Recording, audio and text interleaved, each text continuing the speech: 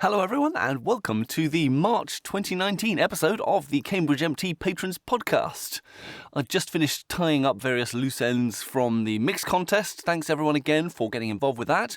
And also, this is rather exciting, I've got an alpha version of the new website now running, and I'm going to be starting to update and troubleshoot that as of next month. And when I've got it to a point where most things are kind of working, I'll post a link to the beta site so that all of you can have a look at it in advance of it going live properly and let me know how you find it.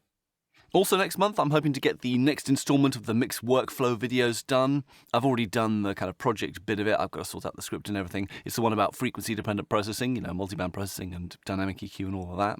And I've also just taken delivery of a new device that is designed to emulate the experience of listening to speakers, but while you're wearing headphones. It's from Creative. It's called the Super X-Fi Amp. Now, I've tried a load of these kinds of devices, but what piqued my interest here is that it's using a new tactic to try and customize the algorithm that generates the 3D localization for your specific ears. And the way it does it is by actually taking photos of your ears and your head through a connected mobile phone app. Anyway, I'm going to be testing that this month, and we'll deliver the unvarnished review verdict in next month's episode.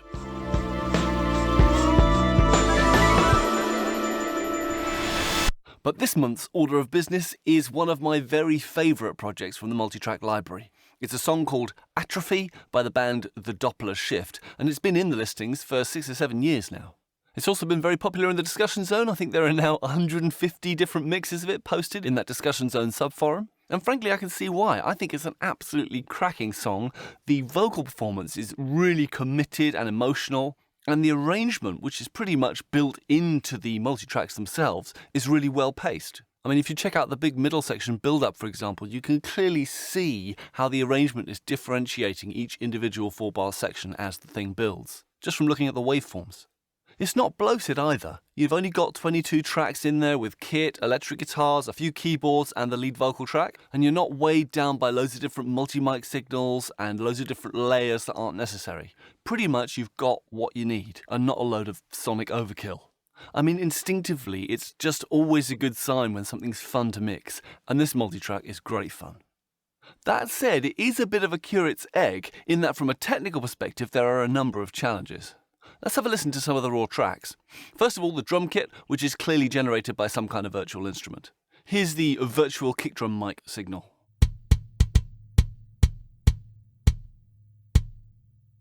Now, given the Muse-style heavy rock influences at work here, it makes sense that the kick should have a fairly well-defined attack.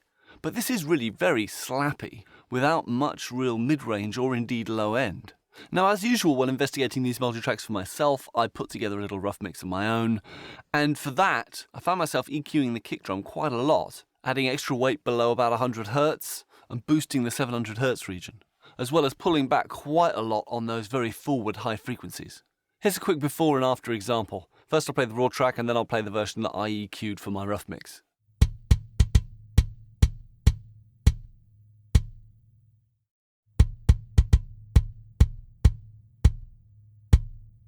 Now, obviously, a lot of this is a question of taste, but there is a technical reason why I think in rock music you do need to make sure your kick drum does have enough low end to it. And that is that if you don't do that, it doesn't hit any master bus compression as hard. So you don't get as much of that appealing, pumping movement as you would otherwise get if there were more low end. Because compressors by nature are more sensitive to low frequencies than they are to high frequencies.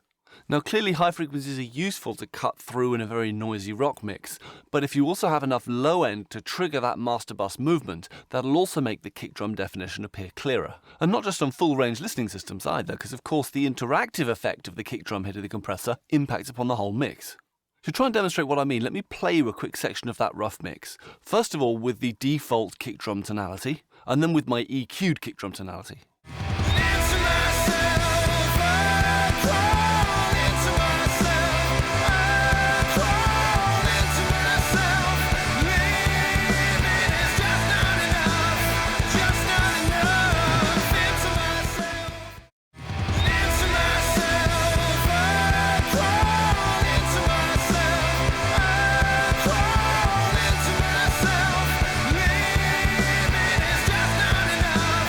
Just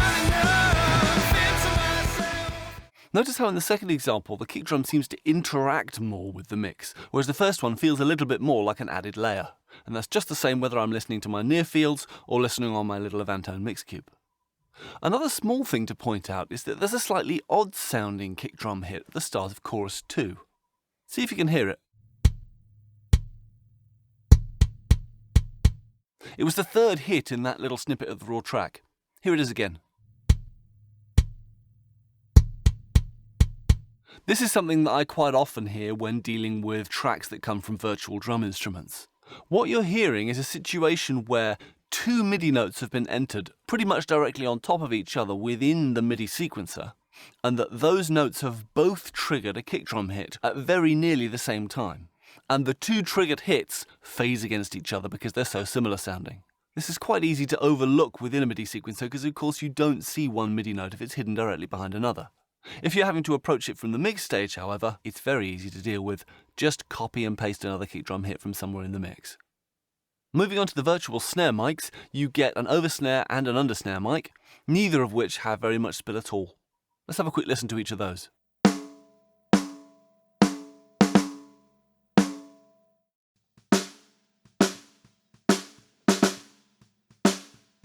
Both of them sound useful enough, and balancing between them gives you a good amount of control over the amount of attack you have and the amount of the noisier sustain.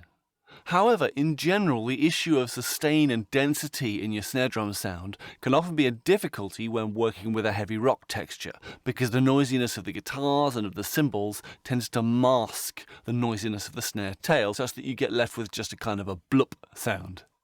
With live drum kit recordings, this can be difficult to work around because if you compress the snare drum to bring up the sustain elements of it, you also bring up any spill elements that are captured on the snare mics, such as, in particular, hi-hat. This is where working with a virtual kit can be a real advantage, because you can just turn off the spill signals on the snare mic and then hammer it into a compressor as hard as you like. Again, this is something I did in my little rough mix.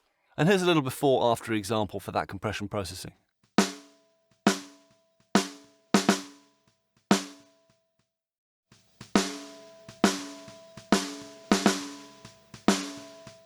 That's basically the sound of me end-stopping an 1176 in its all-buttons mode. And that would be really difficult to get away with in a live drum kit processing scenario because it would bring up so much hi-hat spill in the gaps and just make your mix sound super harsh.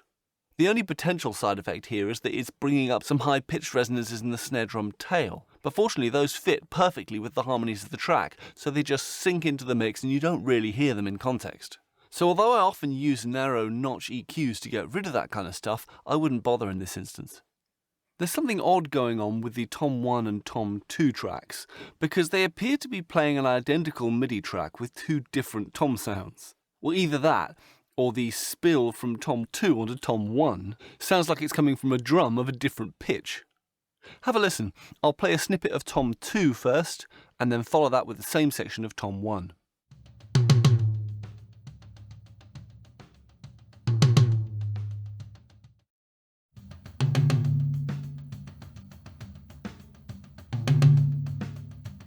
Given that the Tom 2 track, which was the first of those examples, sounds kind of closer, more like a close-mic'd drum than Tom 1, which feels a bit more ambient, I can see why you might want to mix the two together to get a little bit more blend with the rest of the kit. But I also wouldn't feel any compunction about just chucking one of them away if it doesn't suit your vision. There's one more Tom track besides, so let's have a listen to that.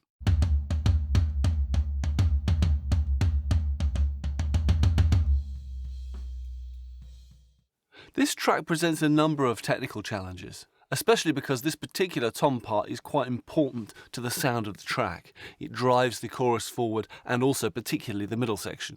The first problem is that there's a huge amount of woolly, low-frequency rumbling going on. The problem is that this rather muddies the mix, so that's something that I would try to control, probably with a bit of high-pass filtering. Even if then, perhaps in the middle section, I reduce the high-pass filter frequency to give that section a bit more fullness. I also think it's probably over-bright, because by having that much treble attack transient on it, it brings it up really close to the listener in the mix, especially during the middle section, so it doesn't really glue in with the rest of the band's sound. For example, let me demonstrate the kind of EQ I used on my little rough mix. First I'll play the raw track again, and then with the low cut and high cut EQ I'm suggesting here.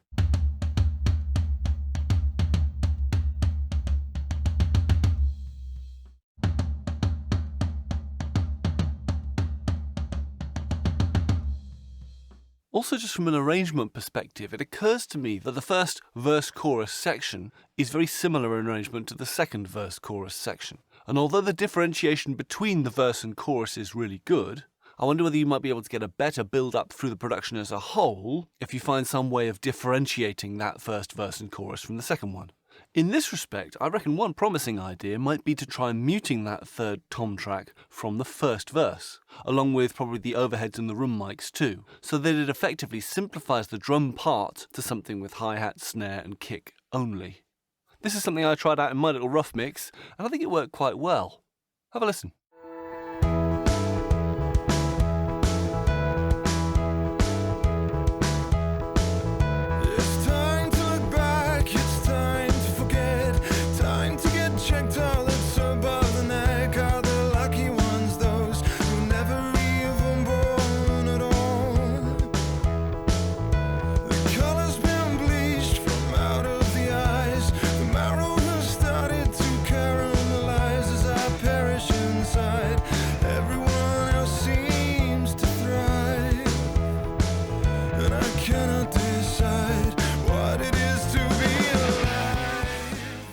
I think I'd still need to do a little bit more work blending the kit together so it sounds more like an instrument in its own right, now that the overheads aren't in the mix. But in general, I think it might be quite a promising avenue to explore. And seeing as we've just mentioned the overheads, let's have a listen to them.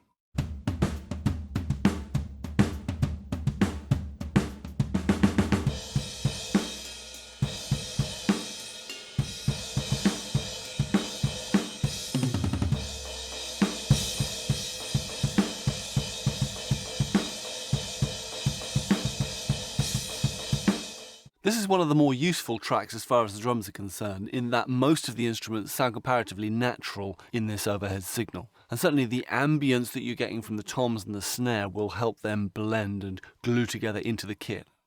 You will have to be a little bit careful once he really starts leaning on the cymbals during the choruses, that doesn't mask more important frequencies, particularly on the vocals, but also on the electric guitars, or that you don't get into some kind of high-frequency arms race between those different instruments, and end up overall with a harsh-sounding mixed tonality. The track labelled Drums Room, on the other hand, is a little bit odd-sounding.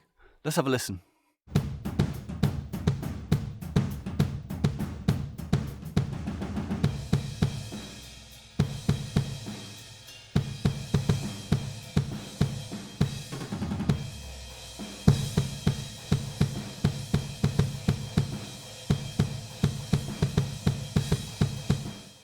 This isn't really anything like a real room sound, really. For a start, the kick drum is really quite present in the mix, and very loud, much louder than any other element, whereas all the other stuff is quite distant and dull sounding. So my question is, what would you actually use this track for? I mean, if you add it in, it's going to make the kick drums sound less tight than it otherwise would, and in this style that doesn't seem appropriate. But to be fair, there's some useful toms ambience, especially during the middle section, which might help with the sense of cohesion there. But if I were going to use it, I would probably high-pass filter it to get rid of as much of that kick drum sound as you can. This is the kind of problem that you can actually head off by the way you set up your virtual instrument if you're creating tracks like these from scratch. And this is one of the big secrets to getting a good sound out of virtual drums, I think. Make sure that the balance in any ambient mics, you know, your overheads and your room mics, sounds roughly like the kit should sound within the mix. And also bear in mind which components of the kit you want to have room sound and which ones you don't. You know, if you don't want lots of room sound on your kick drum mic, don't feed lots of kick drum spill into the room mics. Basically, there's no sense in making a rod for your own back. Let's have a listen to the bass part now.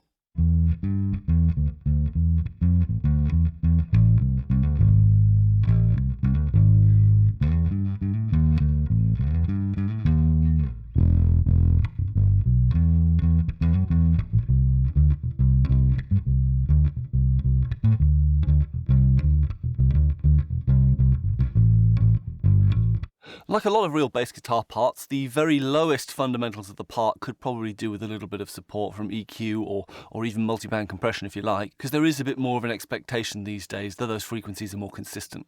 It also makes sense that the bass part is a little bit distorted to give a little bit more harmonic density in the mid-range that helps the quite melodic part cut through on smaller speakers.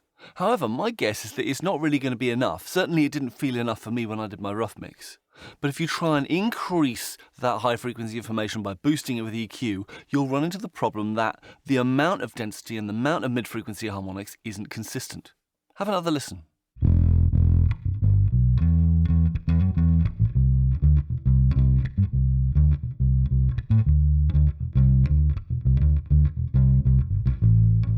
One approach here might be to actually low-pass filter the raw bass part and then add further distortion to it to regenerate more consistent mid-frequency harmonics.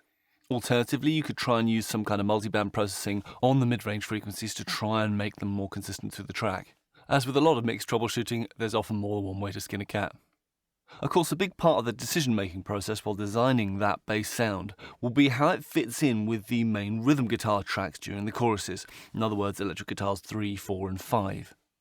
Here's a basic unprocessed balance of those three guitar parts.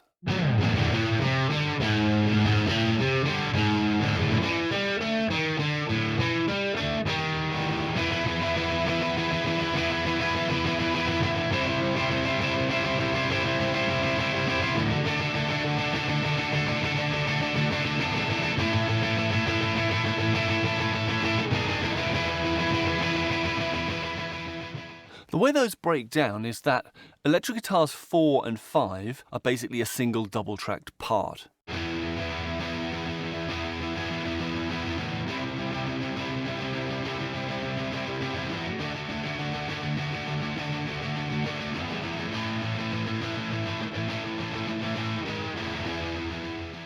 Whereas electric guitar 3 is a slightly higher voicing.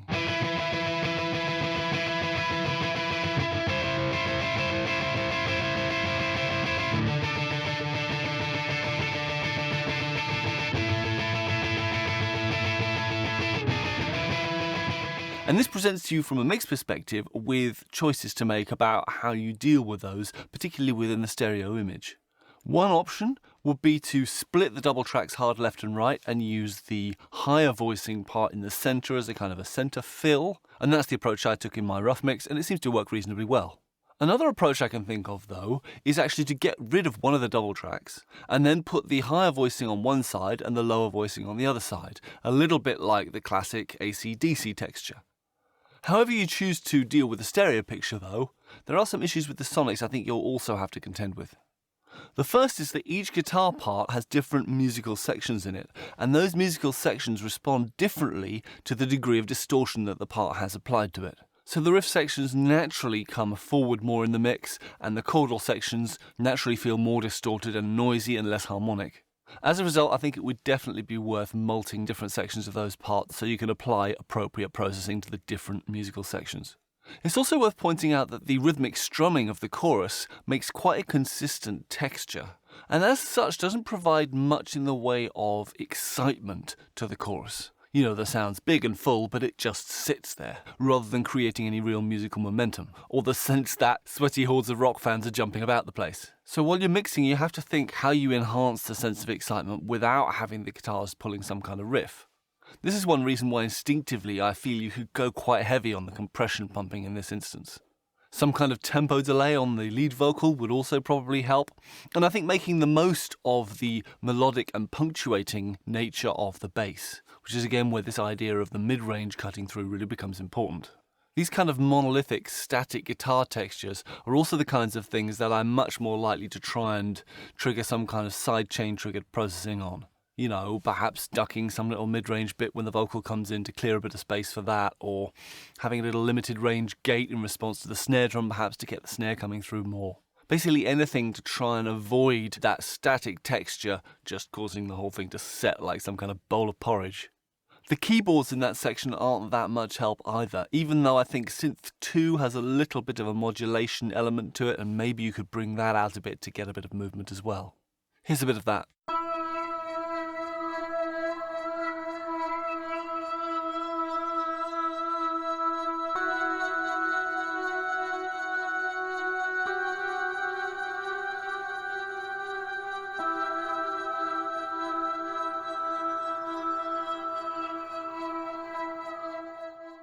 One of the great things about the verses in this particular production is that there are so many little riff elements that you could choose to put in the foreground or in the background or to combine in whatever way you like.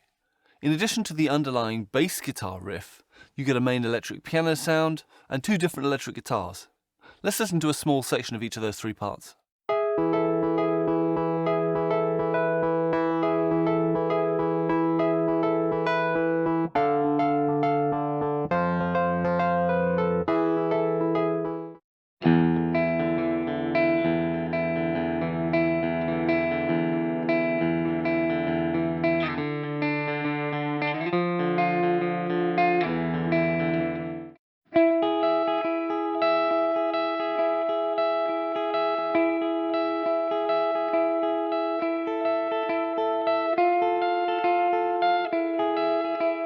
For instance, you could put the electric piano in the middle and the 2 guitar parts panned left and right. Or you could put both guitar parts on one side and the electric piano on the other. Or you could start off with the electric piano on its own and then halfway through the verse introduce the guitars. Honestly, it's such a gift when you get parts like this that fit together and that run the whole way through a certain verse or a certain chorus texture, because you can mix and match them to increase the listener's appreciation of the qualities of each individual layer and generally to help the long-term dynamics and sense of variety. One thing to be careful about with the synth and electric piano parts, though, as they appear on the multitrack, is that they include a certain amount of clip gain automation. On the plus side, this means that just putting the faders up without doing any processing, the balance throughout the track makes more sense. The downside, though, is if you apply any kind of threshold-based dynamic processing to that kind of track, the processing won't stay consistent because, of course, the input level to the processor will change. Personally, given that, I think you're going to have to mult some sections of the keyboard tracks anyway to suit the change between, say, the verse and the middle section. While you're doing that, I'd probably even out those levels and then make my own active decisions about where I want each instrument to sit in the balance throughout the song's timeline when I come to the point of doing automation. And finally, there's the lead vocal part, which is definitely the star performance here. Here's a snippet of the recording. A mind is a terrible thing to be lost. A mind is a terrible thing, full stop. I cannot control the input and output commands.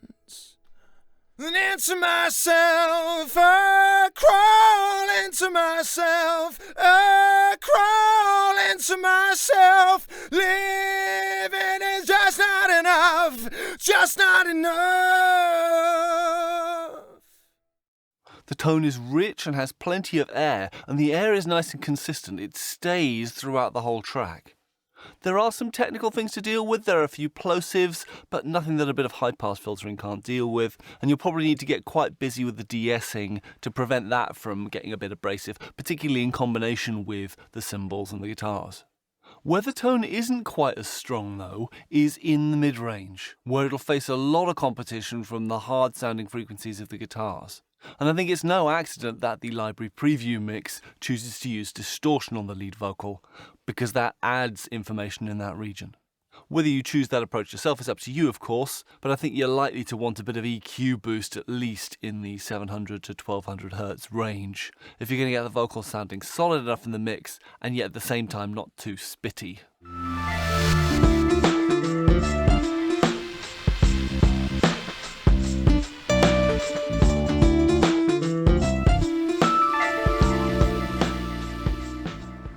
For this month's critique slot, we are going to be looking at a mix by Discussion Zone user Kessman2401, and that mix is his version of Atrophy by the Doppler Shift.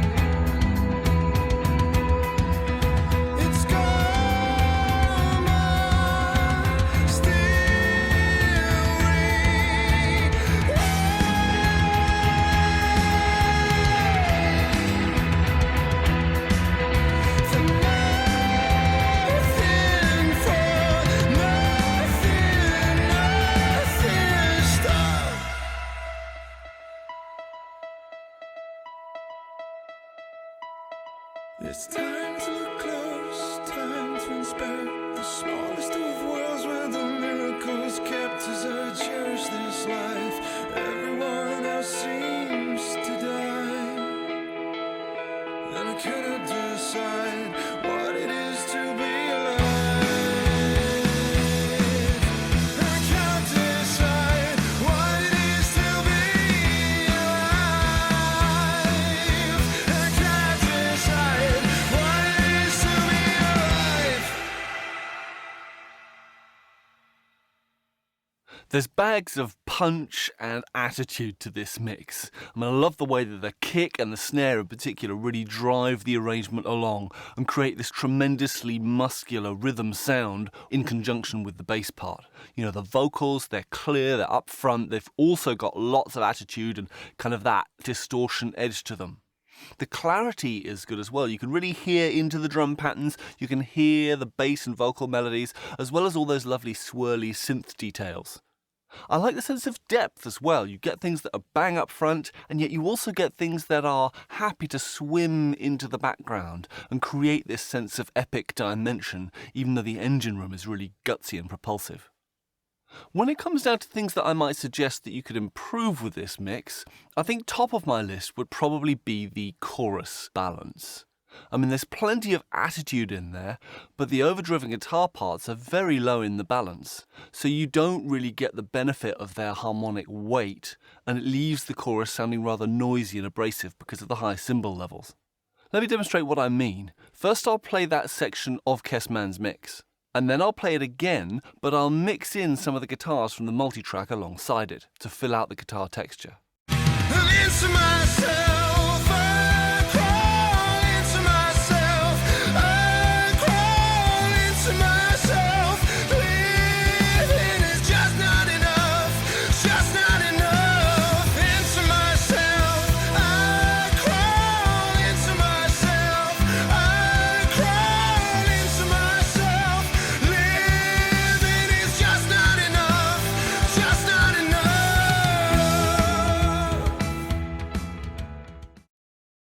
Into myself, I crawl into myself, I crawl into myself.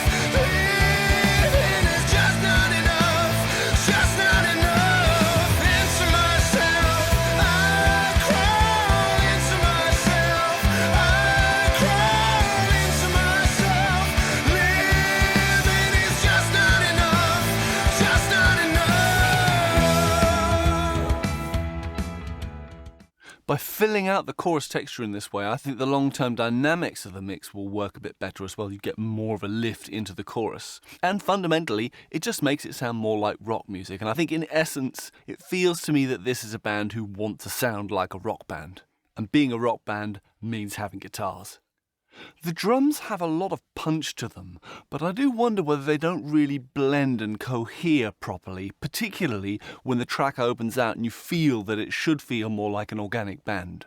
It just seems a little bit too much like we're hearing a collection of close mics rather than an instrument. This is particularly the case with the toms. Check out this section, for instance.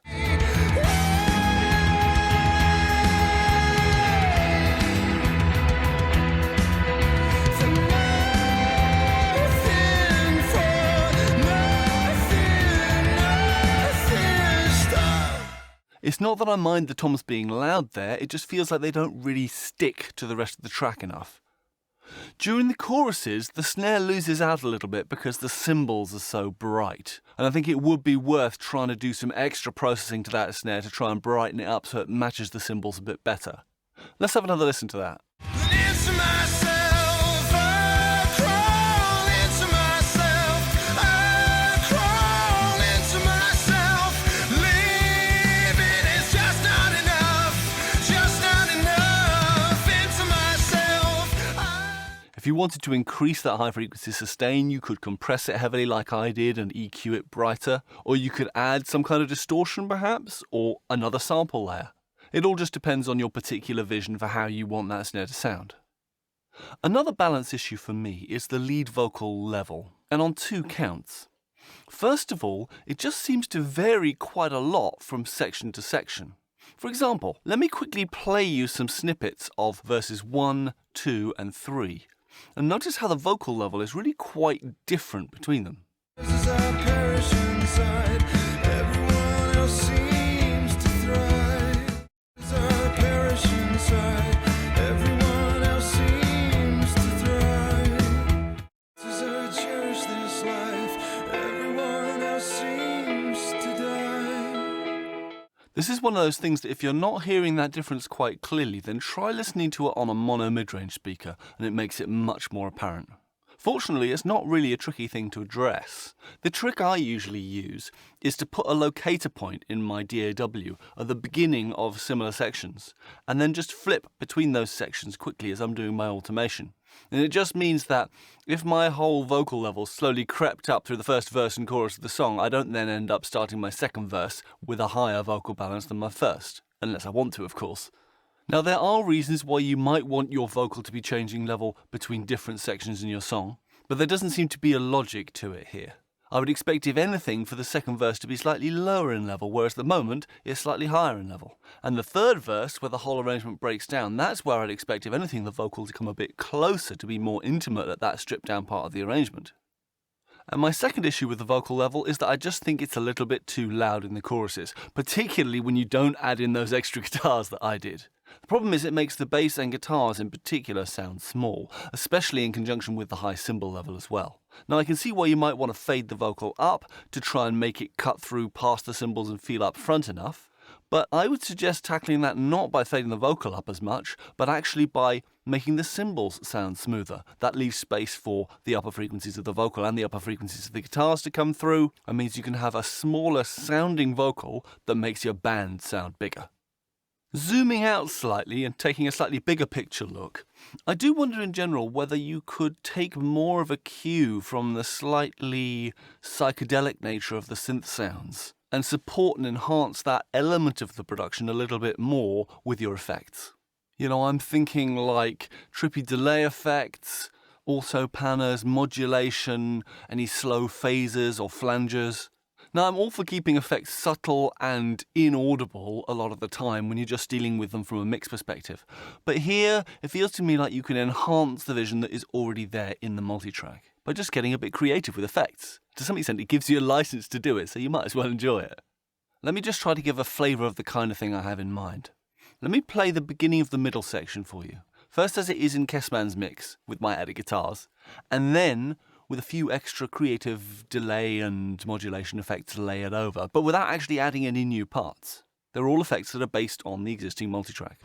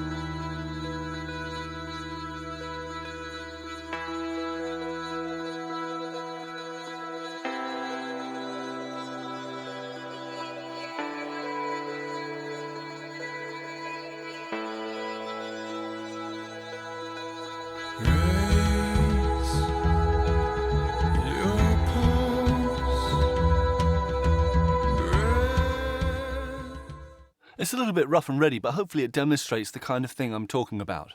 Now, what I didn't do there is I didn't apply any extra effects to the vocal.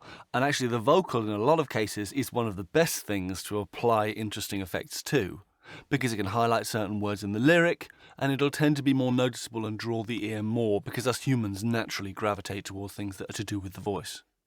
And finally, I think it's worth pointing out that most of the stereo information and interest in this mix is coming from the drum overheads, the panned toms, and the stereo synths. As a result of this, the mix does sometimes feel a little bit narrow. I would definitely be inclined to pan the guitars wide at least, because that's almost like a trope for this kind of widescreen rock style. And I think this is also where effects could really help out as well, because you can afford even to make those slightly mono incompatible and push them outside the normal width of the speakers. because if those get a little bit lost in mono, that's not a huge disaster.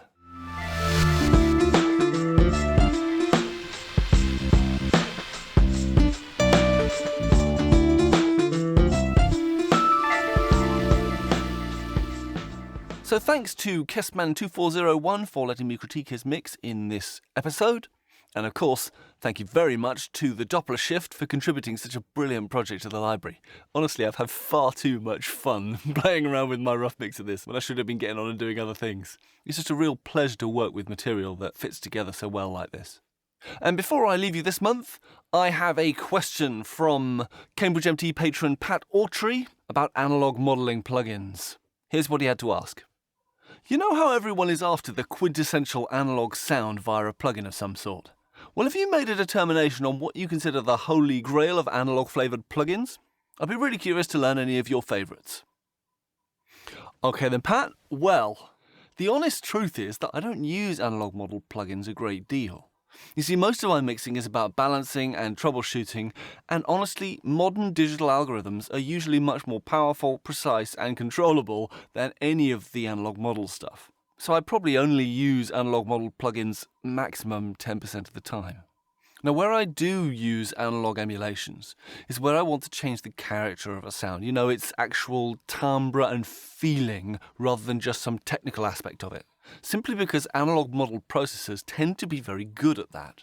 But the thing is, I don't use them because they're analog as such. It's just that those kinds of processors tend to be the kind that change the character of the sound more than digital ones do. If there's an obviously digital processor that I can use to create an interesting sound, then I'll use that instead. As such, I don't really have any very strong views about which model plugins are best, so to speak, and certainly there's no kind of holy grail. There's nothing that you can't do without, or there's nothing that's suddenly gonna make you take a leap forward with your mixing technique. There are loads and loads of cool sounding plugins now, but in the end, it's much more to do with how you choose to use them and when you choose to use them that's going to decide your results. The thing is, whatever plugin you use, it'll only be one aspect of your mix that you're using it for. And so every other aspect of your mix will respond to what that plugin does. So it's not just a question of what that plugin does, it's how you respond to it that is going to decide whether it's good for you. As such, I do actually find it quite difficult to justify spending huge amounts of money on these kind of magic bullet style analog plugins, because I'm really not convinced that they're going to do something appreciably better than much more modest plugins that I'm already used to using.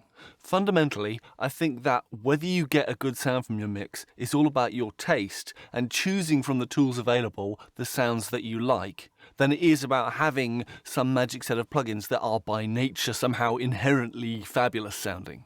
Now, that's not to say that I don't have certain go-to plugins, but they aren't go-to plugins because there's nothing else that would do the job they do.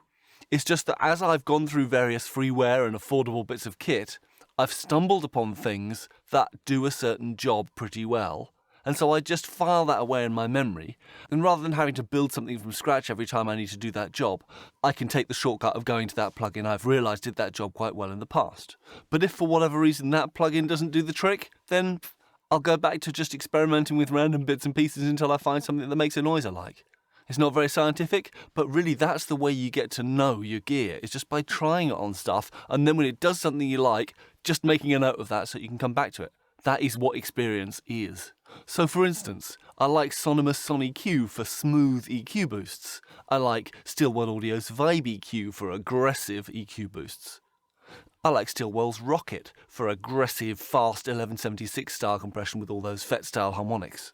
I like Tone Booster's TB Real Bus for its analog tape emulation. I like Cytomic's The Glue for bus compression.